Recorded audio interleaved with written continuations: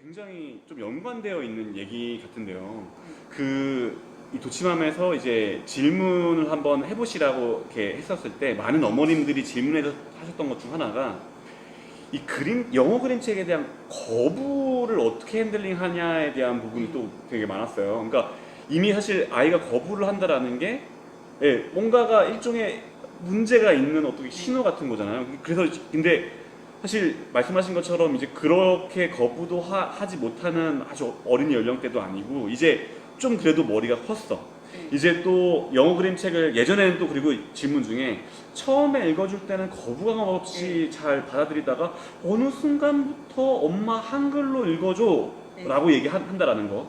그리고 또 이게 보다 보면 근데 이런 질문들이 굉장히 유사한 질문들이 굉장히 많아요. 이제 또 그러다 보니까 또 어떨 때는 아이가 글밥이 조금만 늘어나도 그러니까 아주 몇 개 없는 거는 그래도 괜찮아 하는데 영어 글밥이 조금만 늘어나도 거부를 한다. 이런 거부를 어떻게 그러면 좀 해야 되느냐에 대한 질문도 굉장히 많았거든요. 그런 부분들은 또 어떻게 해결을 해야 될까요? 제일 거부하는 큰 이유는 어려운 책이라서 그렇죠.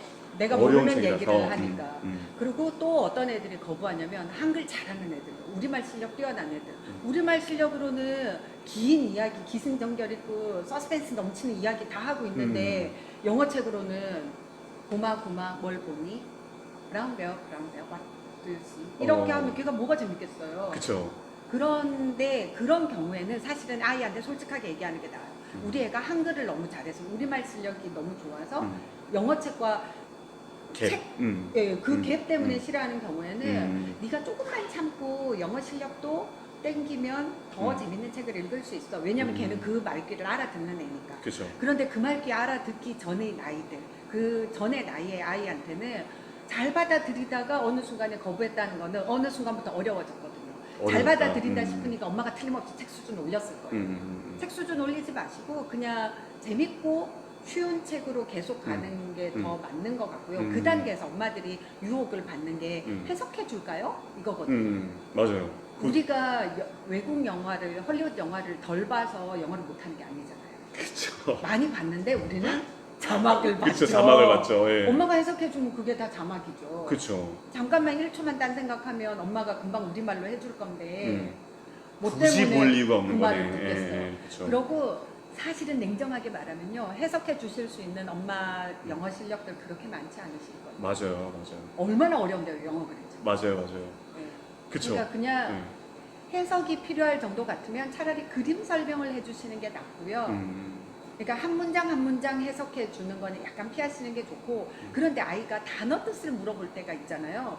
그럴 때는 대답해 주시는 게 낫다고 생각해요. 왜냐면 궁금한데 그리고 한 문장 어떻게 잘 넘어가다가 이 문장이 무슨 소리인지 모르겠어. 그럼 대답해 주면 되죠. 그쵸. 굳이 그때까지 막 안 돼! 이럴 순 없죠. 제가 꽃님이가 아기 때 어땠냐면 에어플레인이 뭐냐고 물어보는데 굉장히 많은 엄마표 영어 교재들 중에서 영어는 영어로 배워야 한다고. 맞아요. 그래가지고 제가 이랬어요. 왜냐면 영어로 비행기를 설명할 재주는 없으니까. 그렇죠. Look at me please. 아니 그냥 비행기 그러면 될 걸. 그렇죠.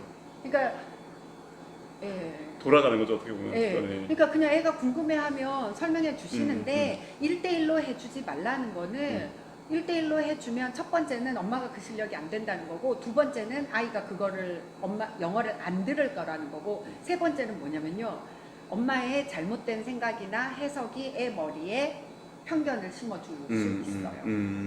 제가 강연 가면 사실은 이 부분 되게 자세하게 설명하거든요. 엄마의 편견이 잘못된 해석을 하는 경우. 엄마의 편견이. 네. 왜냐면 똑같은 영어 문장도 엄마의 마음 상태에 따라서 다르게 해석되는 문장들이 너무 많아요. 맞아요. 네. 그래서 만약에 강연을 못 오시면 제가 유튜브에 할게요. 다시 또 말해도 되나요? 꽃님의 미의 그 책. 네, 꽃님의 미의 그 책 가보시면은 책에 대한 정보도 지금 막 벌써 좋은 영상들도 올라와 있고, 또 블로그도 꼭 한번 모르신다면 가보셨으면 좋겠고요. 지금 그러면은 같은 맥락의 질문인데 지금 보세요. 자, 이제 영어 노출이 3년가량 된 7세 아이입니다. 수준이 조금 있는 영어 원서는 읽기 싫어하고 계속 쉬운 아기 영어 책만 읽고자 합니다. 적절히 타협해서 가끔씩 원서도 읽어주긴 하는데 이게 그럼 어떻게 계속 쉬운 것만 읽어도 괜찮나요? 아니면 억지로라도 뭔가 레벨을 높여야 되나요라는 질문을 했는데 그럼 이것도 마찬가지로 말씀하신 맥락에서 보면은 쉬운 책 계속 쉬운 책 읽어도 계속 되죠. 읽어줘도 읽다가 괜찮다. 어느 순간에 또 딱 올라가죠. 그렇죠, 그렇죠. 그런데 이 쉬운 책이 유아 영어를 계속 보라는 게 아니고요. 쉽지만 내용은 실세에 맞는 책들이 굉장히 많이 있거든요. 그런 책들을 엄마가 좀 찾아내시고 그러고 이거는 영어 외적인 부분인데요. 애 영어 가르치는 게 쉽지 않아요. 비위 진짜 잘 맞추셔야 돼요. 저 같은 경우는 저희 집 애들은 여름에 이렇게 얘기하면 좀 웃기긴 하지만 더우면 영어 책을 읽었어요. 왜냐면 엄마가 에어컨을 틀어주거든요. 아 진짜. 영어 책을 읽으면 엄마가 안 주던 간식이 막 나오고 영어 책 읽고 있을 때는 엄마가 발도 주물러주고 이렇게 엄마가 바쁘다고 했던 엄마가 무릎 베개도 해주고 막 관심 보여주고 오죽하면 저희 시어머니가 뭐라고 하셨냐면 제가 너무 비굴하게 애들한테 잘하니까요. 저희 시어머니가 저희 남편 보고 너도 영어 공부 좀 해라 그러셨어요. 대박. 왜냐면 영어 공부할 때는 옆에서 주물러주고 손바닥도 만져주고. 아 진짜 지금 댓글에 뭐 있었는지 아세요? 뭔데요? 비 맞춰주다 죽을 것 같아요. 있었어요. 비 맞춰주다가 너무 공감됩니다. 뭐 근데 어쨌든 근데 그 비위 맞춰주는 게 애가 영어를 좀 더 잘하게 만들고요. 그러고 그것만 해도 보람차지만 영어를 잘하게 못 만들더라도 애가 엄마 좋아하게 돼요.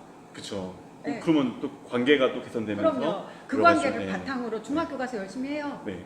아, 그쵸. 그러면 너무 그게 딱 사실 또 우리가 원하는 방향이니까. 제가 아들 발가락을 막 이렇게 마사지를 해주면서 영어 책 읽을 때 막 마사지를 해주면서 그랬더니 저희 남편이 자기 발을 딱 내밀고 그때는 막 싫어요. 이렇게 영어 공부도 안 하면서. 이렇지만 아들 발은 만지는 거 그렇게 죽을 지경 아니에요. 그냥 해보세요. 근데 만약에 남편분이 영어 책을 읽으면서 이렇게 네. 해줘야 하면 해주셨을까요? 가정형이니까 해줘. 좀 센스 있어. 안 하더라고요, 남편분 좀 공부를. 보고 계시는 거, 뭐 그럴 수도 있고요. 어쨌든 근데 말씀 좀 듣다 보니까 어떤 생각이 좀 들었냐면은 이게 기본적으로 이게 책에 대한 어떤 말씀하신 것처럼 아까도 실제로 말씀하셨죠. 굉장히 이렇게 사냥을 해야 된다고. 책에 대한 정보는 엄마가 기본적으로 굉장히 많이 이렇게 알고 그쵸. 있어야 된다. 예. 근데 또 이게 질문하고 또 연관이 되는데요. 그래서 질문하신 내용 중에서 네. 그럼 좋은 책을 고르는 요령을 알고 싶어요.